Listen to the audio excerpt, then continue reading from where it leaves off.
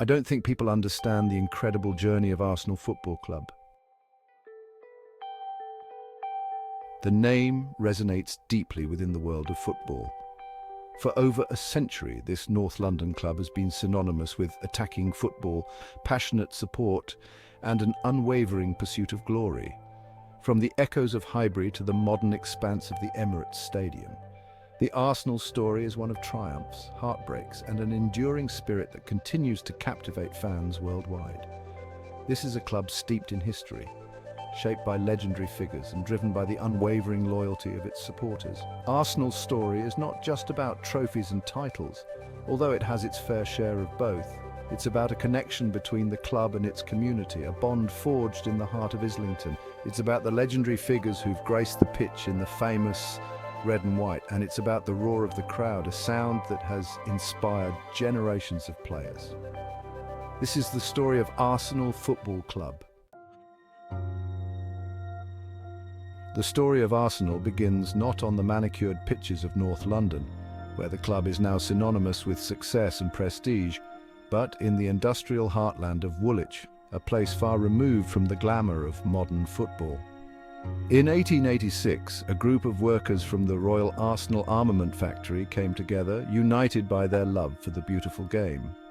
These men, toiling away in the factories, found solace and camaraderie in football, a sport that was rapidly gaining popularity across England. They called themselves Dial Square, a reflection of their workplace, and laid the foundation for what would become one of the world's most famous football clubs.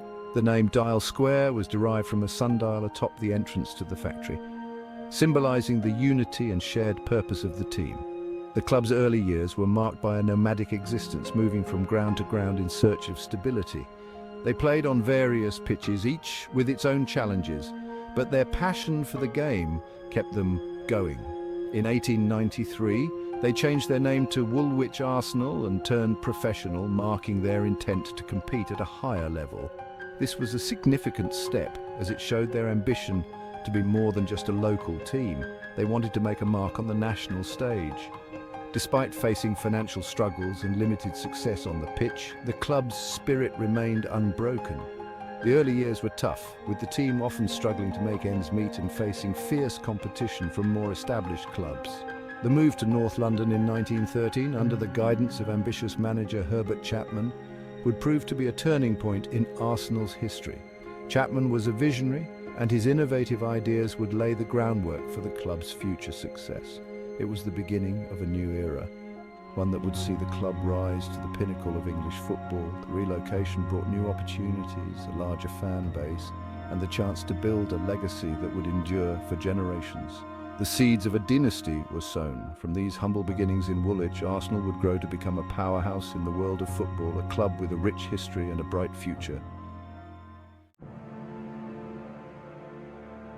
Herbert Chapman's arrival at Arsenal in 1925 heralded a golden age for the club.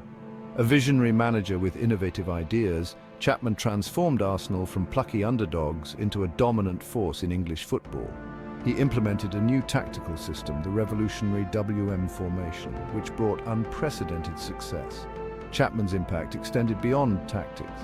He recognized the importance of branding and marketing, changing the club's colors to the iconic red and white and introducing the famous cannon to the club crest. He also understood the power of psychology, instilling a winning mentality in his players. Under Chapman's leadership, Arsenal won their first major trophies, securing the FA Cup in 1930 and their first league title in 1931. He built a team of legends, players like Alex James and Cliff Bastin, who would forever be etched in Arsenal folklore. Chapman's legacy, however, was tragically cut short by his untimely death in 1934, but his influence on the club was profound and continues to this day. Section 4: Post-War Resilience and Double Glory. The post-war years saw Arsenal navigate a period of rebuilding and transition. The aftermath of World War II left many football clubs, including Arsenal, grappling with the loss of players and the need to rebuild their squads. The war had taken a toll on the team, both physically and emotionally, and the club had to find a way to rise from the ashes. The club faced the challenge of replacing key players lost during the war and adapting to a changing football landscape. Many of the pre-war stars had either retired or were no longer able to play at the same level, and new talent had to be scouted and developed. This was a time of great uncertainty, but also of great opportunity for those who were ready to step up. Despite these obstacles, Arsenal continued to compete at the highest level, fueled by the unwavering support of their loyal fans. The fans, who had endured the hardships of the war, found solace and hope in their beloved team. Their passion and dedication were a source of inspiration for the players, who were determined to bring glory back to Highbury. The 1950s brought a resurgence in Arsenal's fortunes. The club began to find its footing once again, and the hard work of rebuilding started to pay off. Victories on the pitch became more frequent, and the team began to climb the league table, much to the delight of their supporters. Under the guidance of former player Tom Whittaker, the club won the league title in 1948 and 1953, re-establishing themselves as a force to be reckoned with. Whittaker's leadership and tactical acumen were instrumental in these successes, and he became a beloved figure at the club.